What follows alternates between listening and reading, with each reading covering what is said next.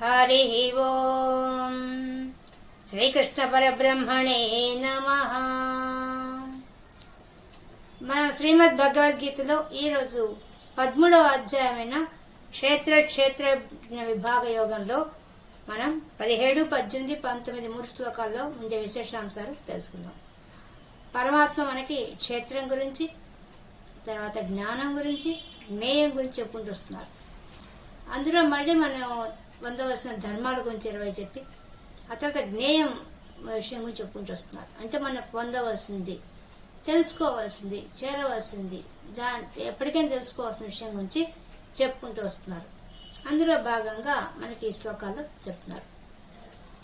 అందులో చెప్పేశారు అనాది పరం బ్రహ్మ అని చెప్పుకుంటూ వచ్చారు. తర్వాత ఆయన అందరిలో ఉన్న చేతులు, కాళ్ళు, కళ్ళు అన్ని రూపాల్లో నేనే ఉన్నా అని చెప్పుకుంటూ వచ్చారు.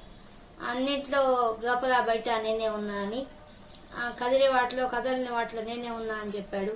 ఇంకా అట్లయితే మనకి ఎందుకు తెలియదు అంటే సూక్ష్మంలో కదా సూక్ష్మంగా ఉన్నాను కాబట్టి తెలుసుకోలేకపోతున్నారు అందరూ అని చెప్పే విషయాన్ని చెప్పేశాడు. దూరమైన వాటిలో దూరంగా ఉన్నాను, దగ్గరగా ఉండేవాడు దగ్గరగా ఉన్నాను. అంటే మనం దూరంగా భావిస్తే దూరంగా ఉన్నాడు, దగ్గరగా అనుకుంటే దగ్గరగా ఉన్నాడు అని చెప్పేశారు పరమాత్మ. ఇప్పుడు మనకి ఈ 3 శ్లోకాల్లో ఇంకొంచెం జ్ఞేయం గురించి ఇంకా చెప్తున్నారు. అంటే పరమాత్మ అంతటా తానే ఉన్నాడు, అది వ్యాపించి ఉన్నారు. కానీ తను ఒక్కడే ఉన్నారు జగత్తులో. కానీ మనకు ఎలా కనిపిస్తోంది? విడివిడిగా కనిపిస్తోంది. మరియు ఆయన సృష్టి, స్థితి, సంహారం అనే రూపాల్లో ఈ జగత్తులో చేస్తూ ఉన్నాడు అని 17వ శ్లోకం చెప్పి, 18వ శ్లోకానికి వచ్చేసరికి వెలిగే వాటిలో వెలుగుగా ఉన్నా అని చెప్పి, మళ్ళీ జ్ఞానం, జ్ఞేయం, జ్ఞాన గమ్యం తానే అని, అది కూడా ఎక్కడున్నా అంటే మన హృదయస్థానంలో ఉన్నాను తేల్చేశారు. తర్వాత అక్కడ దాకా చెప్పి ఇదే క్షేత్రం అంటే ఇది, జ్ఞేయం అంటే ఇది, జ్ఞానం అంటే ఇది అని చెప్పి దానికి మూల కారణం ఏంటంటే నా భక్తుడైతే చాలు, వాడు నా రూపాన్ని పొందుతాడనే విషయాన్ని తర్వాత శ్లోకంలో చెప్పేశారు. ఈ విధంగా జ్ఞేయం అనే అంశాన్ని చక్కగా వివరించారు పరమాత్మ. ఏం చెప్పారు చూద్దాం. అవిభక్తంచ భూతేషు విభక్తమివ చ స్థితం భూతభర్తృ చ తజ్ఞేయం గ్రసిష్ణు ప్రభవిష్ణు చ. అవిభక్తం చ భూతేషు సర్వ జీవరాశి యందు నేను అంతటా కలిసి నేను ఒక్కడనే, విడిపోకుండా విడిగా లేకుండా ఒక్కడినే ఉన్నాను. అవిభక్తం, విడిగా లేను, నేను ఒక్కడినే ఉన్నాను. కనుక పరిపూర్ణంగా తాను ఒక్కడే ఉన్నట. కానీ విభక్తమివ స్థితం చూస్తున్నప్పుడు ఏమనిపిస్తోంది? విడివిడిగా అన్ని విభాగాలుగా కనిపిస్తోంది. అనేక శరీరాలుగా, అనేక రకాలుగా ఈ యొక్క విశ్వం కనిపిస్తోంది. కానీ విశ్వం అంతా ఉన్న విశ్వేశ్వరుడు మాత్రం ఒక్కడే అట. కానీ కనిపించేది మాత్రం విడివిడిగా కనిపిస్తుందట. ఆయన అట్లా ఉండి ఏం చేస్తున్నట? భూత భర్తృచ, ఆయన ఏం చేస్తున్నాడు? సమస్త జీవరాశిని తానే భర్త అంటే పోషిస్తున్నాడు, రక్షిస్తున్నాడు, అంటే స్థితికారుడై ఉన్నాడు, అంటే విష్ణు రూపంలో ఉన్నట్ట. చతజ్ఞేయం, అది నువ్వు తెలుసుకోవాలి. ఏం తెలుసుకోవాలట? గ్రసిష్ణు, నేనే ఈ యొక్క విశ్వాన్నంతటినీ కూడా సంహారక్రియ చేస్తున్నాను రుద్ర రూపంలో కూర్చొని. ప్రభ విష్ణుచ, నేనే విశ్వంలో బ్రహ్మగా సృష్టి చేస్తున్నాను. ఈ విధంగా సృష్టి, స్థితి, సంహారం సృష్టి చేసిన బ్రహ్మగా, స్థితిగా విష్ణుమూర్తిగా, సంహారక్రియగా రుద్రుడిగా నేనే అయి ఉన్నా అని చెప్పి జ్ఞేయ, నువ్వు తెలుసుకో. తజ్ఞేయ కాబట్టి తెలపడుతోంది. ఈ విధంగా తెలుసుకోదగిన వాడు నేనే. ఈ విధంగా ఇన్ని రకాలుగా విశ్వంలో నేనే ఉన్నాను, నన్ను తెలుసుకోవాలి. అంతా ఉన్నది నేనే, కానీ అన్ని రకాలుగా ఉన్నది నేనే, కానీ ఒక్కడనే ఉన్నది, అది తెలుసుకోవాలి. అంటే సృష్టిలో జరిగే ఈ 3 కార్యక్రమాల్లోనే, సృష్టి క్రమంలోనే నువ్వు తెలుసుకోవాలి. నేను కనిపించడం లేదు, సూక్ష్మత్వాత్ అని చెప్పాడు. సూక్ష్మంగా ఉన్నాను, కానీ నువ్వు తెలుసుకోవాలంటే ఈ జగత్తులో ఉండే దాన్ని చూసి దాని వెనక ఉన్న జగదీశ్వరుని చూసుకోవచ్చు. జగత్తులో వ్యాపించి నన్ను, అవిభక్తంగా ఉన్న నన్ను చూడాలంటే ఈ సృష్టి, స్థితి, సంహార క్రియ జరిగే కార్యక్రమంలోనే నువ్వు సృష్టిలోనే నన్ను తెలుసుకోవాల్సిందే, కనిపించే వాటిలోనే కనిపించకుండా నన్ను తెలుసుకోగలుగుతావు అని చెప్పి ఈ శ్లోకం ద్వారా మనకి తెలియజేశాడు. జ్యోతిషామపి తజ్జ్యోతిః తమసః పరముచ్యతే జ్ఞానం జ్ఞేయం జ్ఞానగమ్యం హృది సర్వస్య విష్ఠితం. జ్యోతిషామపి జ్యోతిః, వెలుగులకే వెలుగుగా ఉన్నట, వెలిగించే వాటిలో వెలుగుగా ఉన్నట. మనకు వెలుగులుగా ఏమున్నాయి విశ్వంలో మనం చూసినప్పుడు? ఆకాశంలో కనిపించే సూర్యుడు, చంద్రుడు, తారలు, నక్షత్రాలు, సమస్త జ్యోతిర్మండలాలు, ఇవన్నీ కూడా వాటన్నిటికీ మూలం ఎవరు? దాన్ని వెలిగిస్తున్న వాళ్ళు ఎవరట? తానేనట. తజ్జ్యోతి, దాని వెలిగిస్తున్న జ్యోతిని నేనే అంటే బయట. లోపల మనకైతే మనకు కనిపించే ఇంద్రియాలతో అన్ని చూస్తున్నాం. ఈ ఇంద్రియాలు వెలిగిస్తున్న వాడు కంటితో మనం చూస్తున్నాం. కంటిలో ఉండే ఆ వెలుగు శక్తి ఎవరిది? చెవులతో వింటున్నాం, వినే శక్తి ఎవరిది? ఆ ముక్కుతో వాసన చూస్తున్నాం, ఆ శక్తి ఎవరిది? నాలుకతో రుచి చూస్తున్నాం, ఆ శక్తి ఎవరిది? చర్మంతో స్పర్శ అనుభవిస్తున్నాం, ఆ శక్తి ఎవరిది? ఆ వెలుగు ఎవరిది? అయింది. మరి వీటన్నింటికి మూలమైన ఈ తెలుసుకుంటున్న మనసు ఆయనే. వాటన్నింటికి గురించి ఆలోచిస్తున్న బుద్ధి ఆయనే. వీటన్నిటికి కదిలిస్తున్న ప్రాణశక్తి ఆయనే. ఆ ప్రాణానికి కూడా వెలిగిస్తున్నటువంటి వాడు ఆయన. కాబట్టి ఈ విధంగా మనలో లోపలైతే ఇన్ని, బయట అయితే అవి, అన్నింటిలో ఉన్న వెలుగు రూపంలో ఉన్న ప్రతిదానికి కూడా మూలమైన వెలుగు రూపంలో ఉన్నవాడు ఆ పరమాత్మే అని ఆయన చెప్తున్నాడు.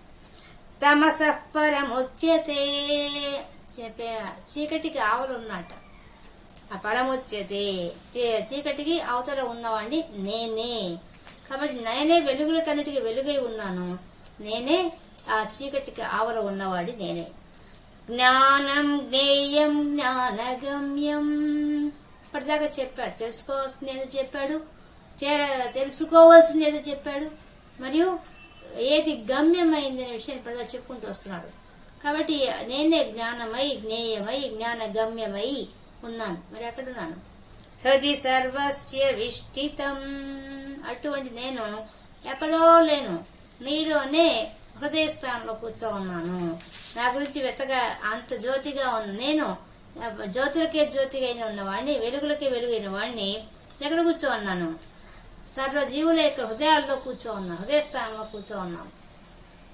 మన ఆయన అంత చూడండి, మనకిద్దరికి అనుభవమే. మనం గుళ్ళకి పోతే వెంటనే ఎదురుగా విగ్రహం ఉంది, కానీ కళ్ళు మోసుకొని లోపల చూస్తాం. ఎందువల్ల మన హృదయ స్థానంలో ఉన్నారన్న విషయము మనందరికీ అనుభవపూర్వకంగా తెలుసు. అందుకనే అందులో మన ధర్మం చెప్తుంది. కాబట్టి ఎక్కడో లేడు పరమాత్మ హృదయ స్థానంలో ఉన్నాడని చెప్తుంది. కాబట్టి మనం ఎక్కడికి పోయినా వెంటనే మనం కళ్ళు మూసేస్తాం. కాబట్టి ఈ జ్ఞానం మనకున్నది, మన లోపలే భగవంతుడు అనే విషయం, మన జ్ఞానం మనందరికీ ఉంది. అందుకే మనం కళ్ళు మూసుకుంటాం. అదే ఇక్కడ చెప్తున్నా పరమాత్మ. అంటే జ్యోతులకే జ్యోతి వెలుగుగా ఉన్నాను నేను, జ్ఞాన స్వరూపుణ్ణి ఉంది నేనే, జ్ఞేయంగా ఉన్నది నేనే, జ్ఞాన గమ్యంగా ఉంది నేనే. అటువంటి నేను అందరి హృదయ స్థానంలో కూర్చొని ఉన్నాను అని ఈ శ్లోకం ద్వారా మనకి తెలియజేశారు. ఇతి క్షేత్రం తథా జ్ఞానం జ్ఞేయం చోక్తం సమాసతః మద్భక్త ఏతదిజ్ఞాయ మద్భావాయోపపద్యతే. ఇది క్షేత్రం. ఈ విధంగా ఇప్పటిదాకా చెప్పాడు.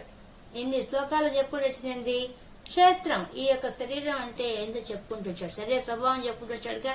శరీరం అంటే ఏంది, దాని స్వభావం ఏంది, దానికి 24 తత్వాలని చెప్పాడుగా ఆయన.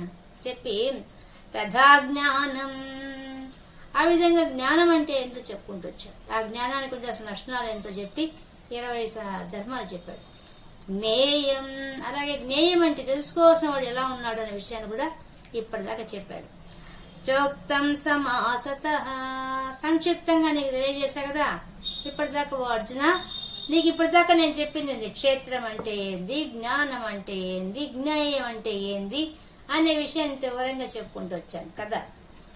మద్భక్త ఏతద్ విజ్ఞాయ, నా భక్తుడైన వాడు, ఎవరైతే నన్నే నమ్ముకొని నన్నే ఆశ్రయిస్తాడో అలాంటి వాడికి ఈ తత్వం సమగ్రంగా తెలుసుకుంటాడు, వాడికి అర్థమవుతుంది. మద్భావాయోపపద్యతే, అటువంటి వాడు మద్భావాయోపపద్యతే, వాడు నా స్వరూపాన్నే పొందుతాడు అని చెప్పేశాడు. అంటే అర్థమైంది. అంటే ఎవరైతే ఇప్పుడు దాకా ఆయన చెప్పిన జ్ఞానం అంటే ఏంది, జ్ఞేయం అంటే ఏంది, క్షేత్రం అంటే ఏది అని తెలుసుకుంటారో, ఇక్కడి దాకా ఆయన చెప్పిన విషయాన్ని అర్థం చేసుకుంటాడు. సంక్షిప్తంగా చెప్పినా విపులంగా చెప్పినా ఉన్న వాస్తవం చెప్పేశాడుగా, అదంతా ఎవరైతే అర్థం చేసుకుంటారో అప్పుడు వాళ్ళు ఏమవుతారు, మనకు ముందే చెప్పేసాడు ఆ విషయం ఏంది, విశ్వంలో విశ్వేశ్వరుడుగా సర్వజీవరాశి యందు వసించి ఉన్న వాసుదేవుణ్ణి అని చెప్పేశాడు.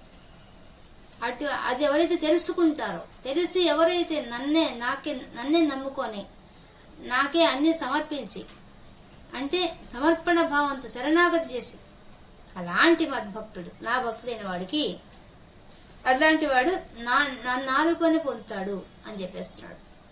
అంటే మనలో ఉన్న పరమాత్మను ఎవరైతే చూడగలుగుతారంటే, అంతటా ఉన్నవాడిని, అతనే ఉన్నవాడిని ఎవరు చూడగలుగుతారు, అలాంటి భక్తులు మాత్రమే చూడగలుగుతారు అని చెప్పేస్తున్నారు. మనం చూసాం అందరి భక్తులంతా అంతే కదా. అన్నమయ్య కూడా చెప్పాడుగా, బ్రహ్మమొక్కటే పరబ్రహ్మమొక్కటే ఆయన చెప్పింది అది. ఆయనకి ఆ జ్ఞానం ఉంది కాబట్టి ఆయన చెప్పగలిగాడు. భక్తుడు కాబట్టి సర్వసమర్పణ భావంతో భక్తుడయ్యాడు కాబట్టి ఆయన తెలుసుకోగలడు ఆ విషయాన్ని. మన భక్తులందరినీ చూస్తే అన్నమయ్య, త్యాగయ్య, రామదాసు, వీళ్ళంతా, తుకారం, వీళ్ళంతా గొప్ప గొప్ప వాళ్ళంతా కూడా ఆ భక్తితో తమను తాము సమర్పించుకున్నారు. అంటే అంతటా ఉంది పరమాత్మని గుర్తించి వాళ్ళు వాళ్ళ స్వరూపాన్ని పొందేశారు. అది ఇక్కడ చెప్తున్నారు. మద్భావాయోపపద్యతే, నా స్వరూపాన్ని పొందుతారు అటువంటి వాళ్ళు అని ఇక్కడ మనకి పరమాత్మని చక్కగా చెప్పేశారు. ఈ 3 శ్లోకాల ద్వారా మనకి జ్ఞానం, జ్ఞేయం, క్షేత్రం, వాటి ద్వారా నువ్వు పొందేదేంది, నీలోనే ఆత్మస్వరూపంగా కూర్చున్న నన్ను నువ్వు తెలుసుకొని నా స్వరూపాన్ని నువ్వు పొందుతావు. కాబట్టి తెలుసుకో, ఈ జ్ఞానం అంటే ఏందో, జ్ఞేయం అంటే ఏందో, క్షేత్రం అంటే ఏందో, ఇక్కడి దాకా నేను చెప్పిన దాన్ని అర్థం చేసుకొని నా భక్తుడిక అని సులభంగా ఉండే మార్గాన్ని సూచించేశారు పరమాత్మ. ఈరోజు మనం శ్రీమద్ భగవద్గీతలో 13వ అధ్యాయమైన క్షేత్రజ్ఞ విభాగ యోగంలో 17, 18, 19 శ్లోకాలలో విశేషాంశాలు తెలుసుకున్నాం. సర్వం కృష్ణార్పణం.